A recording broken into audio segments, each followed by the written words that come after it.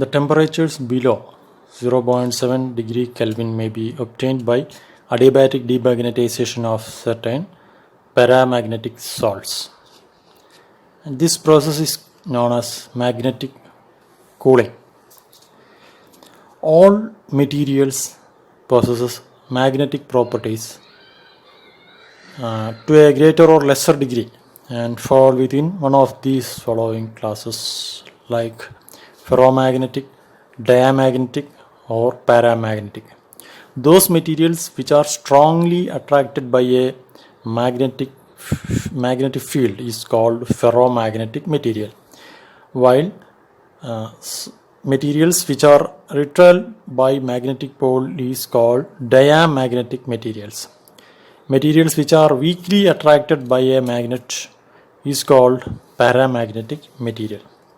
When paramagnetic salts like gadolinium sulfate are pre-cooled to a very low temperature, the motion of molecules in the material is reduced. The molecules may be then considered as elementary magnets, or all the molecules in that material or that salt is going to become small elementary magnets that will be aligned when subjected to a strong magnetic field. When you apply a strong magnetic field, all those elementary magnets or molecules will be aligned. The alignment of molecules requires work, so which is converted into heat. The work done is converted to heat, causing a temperature rise unless the heat is removed by some form of cooling. So when you apply a magnetic field, all those molecules of that salt become elementary magnets, and all they are aligned to that magnetic field.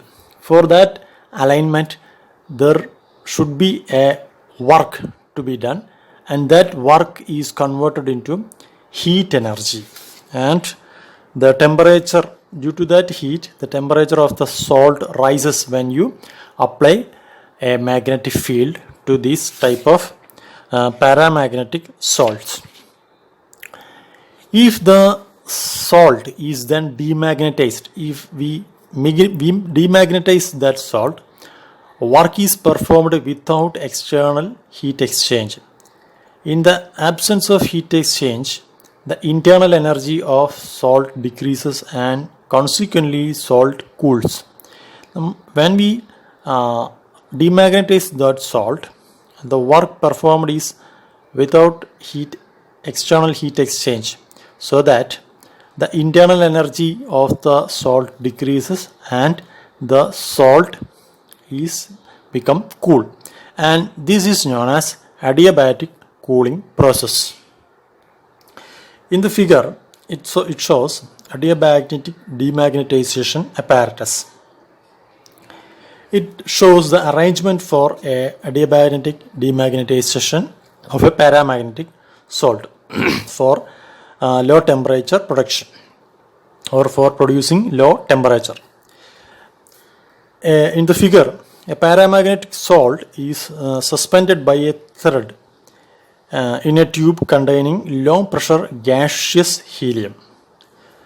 A paramagnetic salt is suspended by a nylon thread in a tube which containing low pressure gaseous helium. Here you can see that this is the paramagnetic salt. This tube is surrounded by a bath of liquid helium, so which in turn is surrounded by a bath of liquid hydrogen. So again, there are two more layers. One is a bath of liquid helium, and there is another layer which is a bath of liquid hydrogen, which you can see in the figure.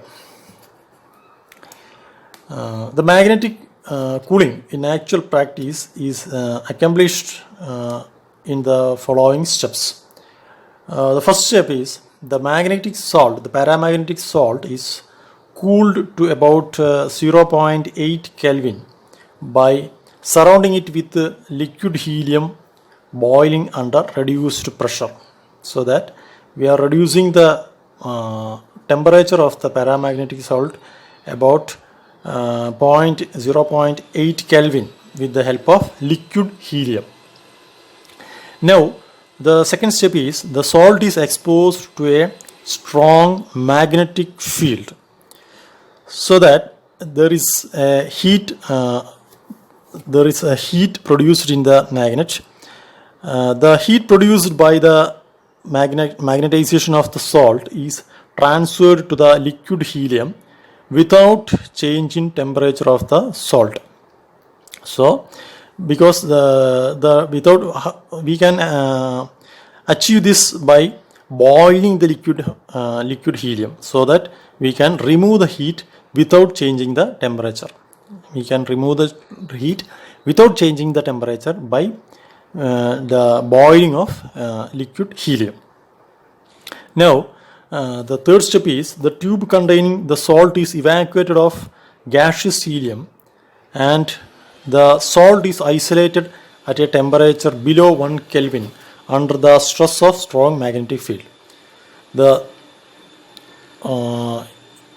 gaseous helium is pumped out from the tube and the salt is isolated, and the temperature of the salt is about 1 Kelvin, and there still we applying a strong magnetic field.